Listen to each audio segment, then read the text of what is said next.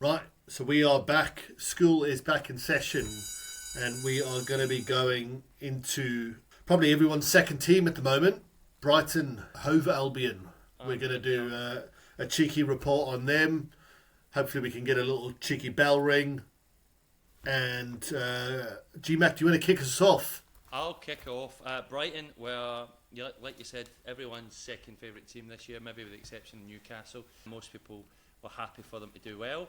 Losing Graham Potter near, was it September, October? Graham Potter was Right at getting the a start of lot. the season, basically. Yeah, but he was getting a lot of the plaudits for why Brighton were so good, and there's no way you can't say he never put foundations in place. Bought a lot of the players that did really well, but the guy De Zerbi coming in, taking them to another level, and looks like the real deal as well. So you've got to congratulate Brighton, the board, the GM, whoever that's been able to sign that basically lose a quality manager and actually get better, not miss a beat.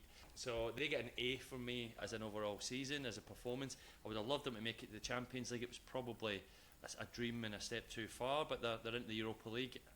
Some key new signings that Estupian at the start of the season and Ciso, they're two of their top five players, but easily. So again, integrating. Incencio's goal against Chelsea, what a screamer.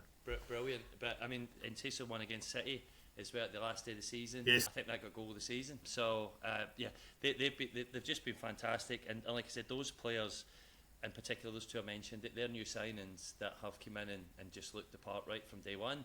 And if they get to keep them both, then they'll be great next year as well. Yeah, they play great football. They're not scared of anyone. They can defend when they need to, and they can score goals. So they're very much, unless, like I said, unless they get ransacked by five or six, seven first team players, I think they'll be there or thereabouts, the top six next year again.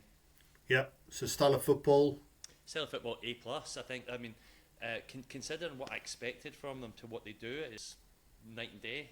So yeah, A plus. They play really good football. Like I said, they're hard to score against. And you've seen that with the 0-0 draw in the FA Cup with Man United. They kept a lot of clean sheets this year, but they can score goals as well. So both types of football.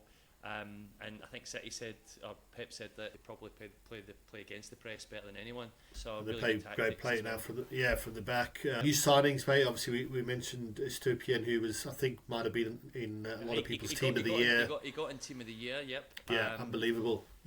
So Which he is was from fantastic. Villarreal. They got Incencio. They had Colwell on loan. Billy Gilmore they signed, and a couple of others. So if you're Yeah. judging all of those as a group in terms of integration, what are you saying? Oh, fun. A plus. Like it's amazing. Again, like they've lost quality play. I mean, last year they were ransacked. At Christmas they lost their best player, top goal scorer, Yep. and they got better each time. Like you just can't. There's just no Unbelievable. rhyme or reason for that. You're supposed to lose points. You're supposed to drop down the table when you lose your best players. But again, Matoma, I think he wasn't signed this year. He must have been in the squad last year. I hadn't seen him until this year, and he's come into that team because of other players leaving, and he's looked world class as well. So, Yeah, unbelievable. You've just got to say well done. Best win for you? Best win again. You beat City, but there's an asterisk because they've already won the league. But that was a right good win. And it probably solidified their Europa, I think. Oh, they'd already got it. Like I Had think they already qualified? Yeah, Okay. they got the draw. They get the draw against Newcastle, which got them into Europe. Got them in over the line. And that got them the Europa League spot. But yeah, I mean they did double over Liverpool. I think they might have beat Liverpool twice. I think when Trossard was there, he scored 2 in a 3-all draw. I think at Anfield. Hat trick, yeah, and that was an unbelievable game. Yeah, and then they beat them at home. But yeah, I'll say beating City because no one beats City, to be honest. So even though it was probably an asterisk, I'd say you beat City. It's a fantastic result. And I thought they were the better team in the FA Cup semi-final against United. I thought they were very. Hey, worst result of the season should be an obvious one. Oh, they lost Remember what 5-1. happened towards They lost 5-1 to Everton. Everton hadn't scored 5 goals all season. Dwight McNeil. Jesus, it made him look like unbelievable. I mean, you can say, and I know you won't want me saying this because but I mean, you could say the 7-0 Liverpool Man U was such a shock, right? Yeah. I would say 5-1 to Everton at home to Right up there. who at that point were going for the Champions League. They were Yeah. fifth with 2 games in hand. That was the biggest shock of the season for me. It has to be Brighton's biggest shock. Moment of the season, mate, for you? Just seeing the celebrations when they got that point against Newcastle to get them into the Europa League. Yeah. to see how much it meant for them. Now, you see clubs like Arsenal and Man U, they poo-poo the Europa League playing on a Thursday night and things like that, but when you see the smaller clubs getting into Europe for the first time, and just see how important it is and how great it will be for them as a club and the fans, that was a nice moment for me, and I'm delighted they made it. Yeah.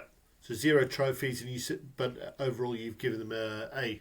I've given them an A because they came 6th in the league, right? Yeah. They've came above they nearly pipped Liverpool. They came above Spurs, Chelsea, just to name a few, and they've played some brilliant football over the season. And yeah, they never got a trophy, but I think if they got past Man United, City were still going to beat them in the final anyway. And I'd say 6th and no trophy for Brighton is still a fantastic year.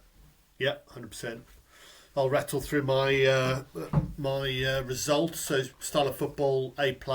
I think you commented earlier, Pep's spoken about how good they are building from the back and beating the press. Unbelievable Matoma to come into the team after Trossard was sold. A bit of an unknown and literally lit the Premier League up, especially in the second half of the season.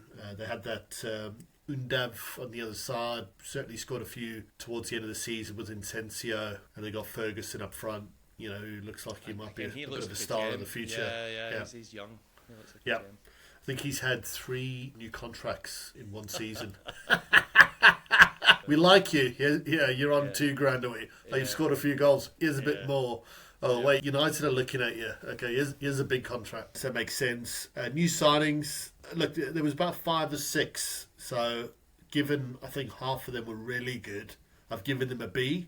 Might be a little bit overly critical. You're a tough I know. teacher, eh? Tough, mate. One of the new signings made Team of the Year.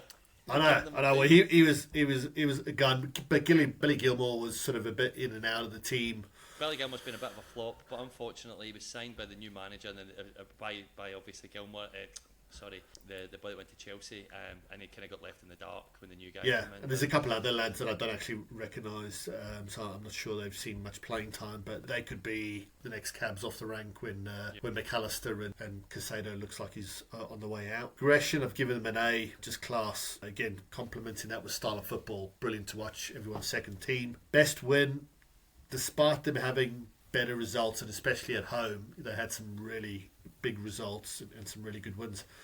I just thought when they beat Chelsea, and it was only 2-1 when they scored that Incensio goal, they just absolutely, and again, Chelsea have had a shocker, but I just remember watching them and everyone just thinking, mate, these guys are absolute class. So really enjoyed that 2-1 win against Chelsea. Worst result is the obvious one. Again, right up there is the shock of the season, 5-1 against Everton. Moment for me, I think the sort of result against United early on in the season, then to go and get the result against Liverpool, the draw anyway, after Liverpool almost won the quadruple last year and was this, again right in the start of the season, we're starting to see the shape of what was to come. But my moment is actually De Zerbi coming on board, because it wasn't someone that came in straight after Potter, again, well operated club. Probably for me the best run club in the world. You've lost Potter and a lot of the recruitment team, and immediately you've replaced him with a manager that possibly looks even better. 0 trophies. It's a proper find. Yeah, unbelievable. And an overall rating of an A. Yeah, top team. So what do we think? I mean, I think the tough thing with, and we said offline, the tough thing about Brighton in terms of reinforcements is half the guys they're going to get are from South America and have sort of names that we can't pronounce, but they base a lot of that football off between them and Brentford. They drive a lot of their recruitment through analytics, almost an advanced version of Moneyball, which is obviously working for them. Yeah, and the thing is, it's easy to say, okay, you've lost McAllister, you need replacement for him.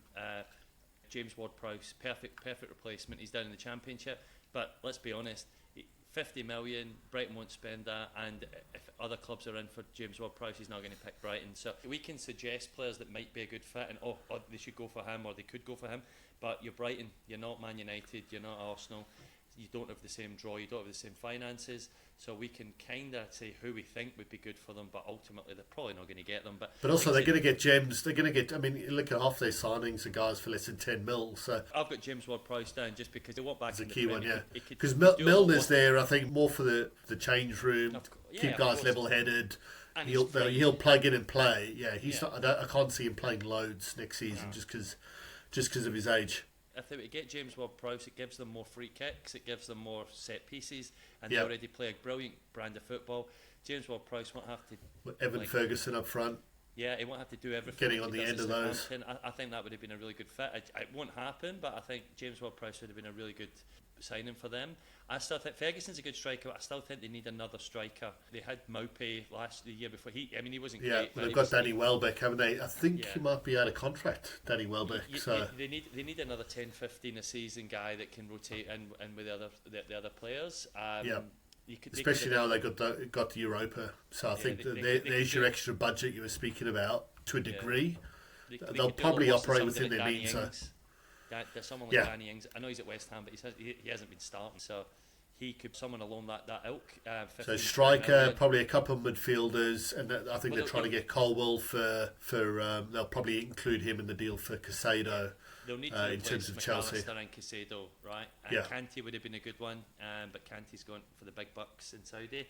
Yeah. Someone like that who would have been just a slot in perfect replacement for Casado, and you end up getting money for it as well because you're swapping young for old. I think that would have made a good business decision, but he said he's going somewhere else. But that's the type of players they're looking for: a good defensive mid, probably a box-to-box midfielder, and I think a squad A striker. striker. Yeah, 100%. Well, that wraps it up for everyone's second team, Brighton. Got the mighty Hove.